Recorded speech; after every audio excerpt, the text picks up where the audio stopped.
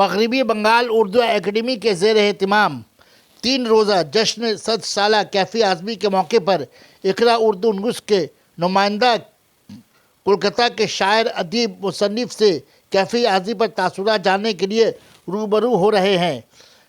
جنہیں ناظرین اقرا اردو نیوز کے سامنے پیش کیے جا رہے ہیں۔ کمرہٹی کے شاعر طیب نعمانی سے نمائندہ اقرا اردو نیوز کی گفتگو۔ طیب نعمانی صاحب،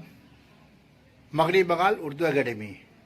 3 روزہ 100 سالہ جشن منانے جا رہی ہے کیفی اعظمی پر۔ کیفی اعظمی پر آپ کے تاثرات کیا ہیں، ذرا بتائیے ذرا۔ جی، بہت ہی خوش آئند اور بہت ہی مستحسن قدم ہے اردو اکیڈمی کا، اور جہاں تک میں یہ سمجھتا ہوں کہ یہ واقعی ایک ایسا اردو اکیڈمی ایک ایسا پروگرام کرنے جا رہی ہے جس کی تعریف کی جانی چاہیے۔ کیفی اعظمی ایک ایسی شخصیت کا نام ہے جس کیفی اعظمی ہم دیکھتے ہیں کہ ترقی پسند تحریک میں کیفی اعظمی ایک نمایاں نام ہے اور ایک سنگ میل کی حیثیت رکھتے ہیں۔ کیفی اعظمی اب 1936 کے آس پاس یا پھر اس کے بعد جو بڑے شعراء جو ابھر کر کے سامنے آئے اور جنہوں نے اردو ادب کو ایک نئی سمت عطا کی، اس میں کیفی اعظمی کا نام بہت ہی نمایاں ہے۔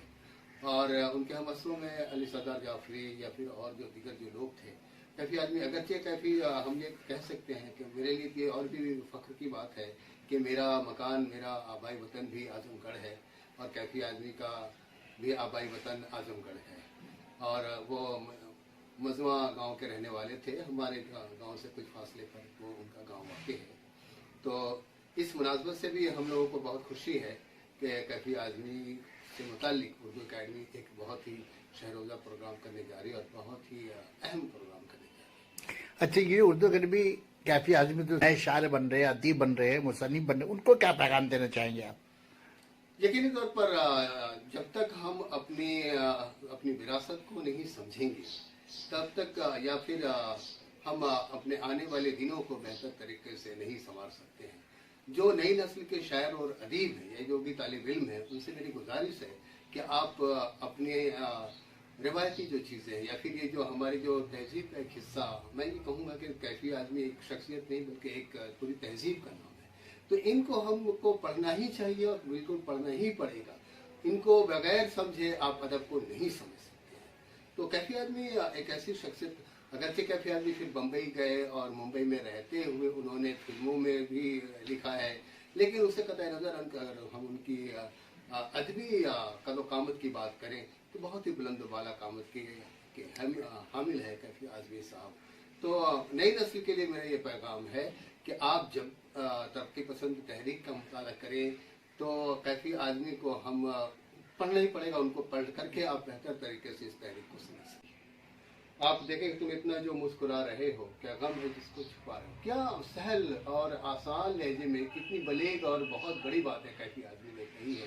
کہ ایک آدمی جو صرف دکھاوے کے لیے مسکرا رہا ہے تو اس پر یہ ہے کہ تم اتنا جو مسکرا رہے ہو، کیا غم ہے جس کو چھپا رہے ہو۔ یہ بہت ہی مشہور ہے اور یہ اس کو میرے خیال سے شاید جگجیت سنگھ نے گایا ہے، تو یہ بہت بہت ہی مشہور یہ گیت ہوا۔ اس کے بعد ہم یہ کہہ سکتے ہیں کہ کیفی کا میں ڈھونڈتا ہوں جسے وہ جہاں نہیں ملتا، میں ڈھونڈتا ہوں جسے وہ جہاں نہیں ملتا، نئی زمین نیا آسمان نہیں ملتا، میں ڈھونڈتا ہوں جسے وہ جہاں نہیں ملتا، نئی زمین نیا آسمان نہیں ملتا، نئی زمین نیا آسمان بھی مل جائے، نئے بشر کا کہیں کچھ نشان نہیں ملتا، نئے بشر کا کہیں کچھ نشان نہیں ملتا، وہ تیغ مل گئی جس سے ہوا ہے قتل میرا، کسی کے ہاتھ کا اس پر نشان نہیں ملتا، وہ تیغ مل گئی جس سے ہوا ہے قتل میرا، کسی کے ہاتھ کا اس پر نشان نہیں ملتا۔ وہ قتل تو ہو گیا لیکن ثبوت جس طرح سے مٹائے جاتے ہیں، کیا طنزیہ جملہ، کس طرح سے کیفی اعظمی نے اپنے اشعار میں ان باتوں کا ذکر کیا کہ ہم برسہ برس سے ستائے جاتے ہیں اور ہم کچلے جا رہے ہیں، لیکن ثبوت کہیں کوئی بھی اس کے لیے ملزم یا مجرم کوئی نہیں ٹھہرایا